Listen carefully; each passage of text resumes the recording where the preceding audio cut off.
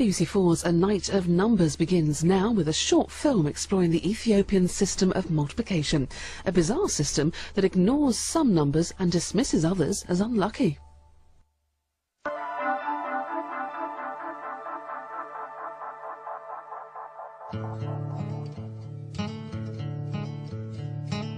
Could you imagine a world without fractions? A world where you could throw away your times tables? Well, there has been such a world here in Ethiopia, where for thousands of years merchants used a strange yet very sophisticated system of multiplication to calculate the price of goods at markets throughout the Horn of Africa and the Middle East.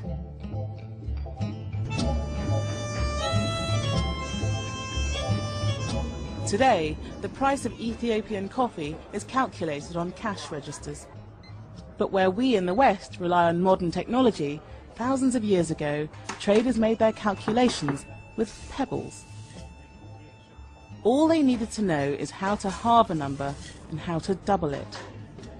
To Western eyes, the Ethiopian system is so strange that it seems more like a magic trick. To multiply 11 by 15, put the numbers into two columns. Keep halving the number on the left, ignoring all fractions. 11 becomes 5, becomes 2, until you reach 1. In the other column, you double.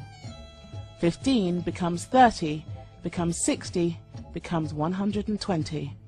Whenever an even number appears in the halving column, ignore the row. Group the remaining beans in the doubling column together and count. You get 165, the perfect answer. It seems unbelievable that a system can ignore fractions, even throw away parts of the calculation and still come up with the right answer. But it works every time. Take another example. When we multiply 31 by 25 using long multiplication, we multiply 31 first by 5 and then by 20 and add the results together. In Ethiopia, instead of multiplying by 5 and 20, they were effectively multiplying by 1, 8 and 16, just a different way to arrive at the number 25. By doubling a number, you're just multiplying by powers of 2. In our right-hand column, the number 31 has been multiplied by 1, then 2, then 4, then 8, and finally 16. But all that we need are the numbers that make up 25, that is the 1, the 8 and the 16. And here's the clever bit. By crossing out the even numbers on the left, you're always left with the correct powers of 2 on the right. In this case, the 2 and the 4 disappear, leaving 1, 8 and 16. By breaking the multiplication into powers of 2, the calculation has been converted into base 2 arithmetic. Once the sum has been broken down, all that remains is a simple addition. It's a system that seems completely foreign to Western eyes, but in fact we use it thousands of times a day because it's this system that powers today's computers. So there are three ways in which this is written.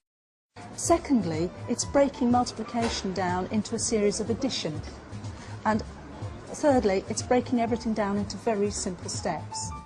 Making calculations as simple as possible was all the inventors of the Ethiopian method wanted to do.